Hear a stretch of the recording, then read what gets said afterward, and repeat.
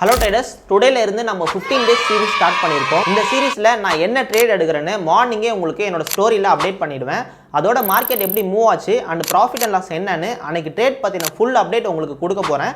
அதோட சில இன்ட்ரெஸ்டிங் டிப்ஸும் சொல்ல போகிறேன். ஸோ இன்னைக்கு டே 1 மார்க்கெட் எப்படி பெர்ஃபார்ம் ஆச்சுன்னு பார்க்கலாம் வாங்க. பேங்க் நிஃப்டியில் மார்னிங் 50,200 rupees கால் ஆப்ஷனும் 50,300 rupees புட் ஆப்ஷனும் செல் பண்ணி இந்த என்ட்ரி எடுத்தேன். டைம் இப்போ 11:25 ஆகுது. இப்போ தான் எனக்கு கால் ஆப்ஷன் சைடில் ஸ்டாப் லாஸ் ஹிட் ஆயிடுச்சு. அதனால இப்போ எனக்கு 4,500 rupees கிட்ட லாஸ் தான் வந்து போயிட்டு இருக்கு. நாளைக்கு பேங்க் நிஃப்டியோட வீக்லி எக்ஸ்பைரி, நேற்று வேற மார்க்கெட் ஹாலிடே. ஸோ இன்னைக்கு தீட்டா எஃபெக்டும் கொஞ்சம் நல்லா தான் இருக்கு. டைம் இப்போ வந்து 1:43 ஆகுது. 1,500 rupees கிட்ட லாஸ் எனக்கு இப்போ போயிட்டு இருக்கு. இப்போ எனக்கு மார்க்கெட் இங்கேருந்து அப்சைட் மூவ்மெண்ட் ஆச்சுன்னா என்னால் ப்ராஃபிட் புக் பண்ண முடியும். இப்போ நான் 3 o'clock மேலே இந்த ட்ரேடை பற்றி உங்களுக்கு அப்டேட் பண்ணுறேன். ஓகே ட்ரேடர்ஸ், இன்னைக்கு மார்னிங் எனக்கு ஸ்டாப் லாஸ் ஹிட் ஆன அப்புறம் மார்க்கெட் அப்சைட் மூவ்மெண்ட் ஆகலை. ஸோ இன்னைக்கு என்னால் டைம் டிகேல மட்டும் தான் என்னால் ஒரு சின்னதாக ஒரு ப்ராஃபிட் புக் பண்ண முடிஞ்சது.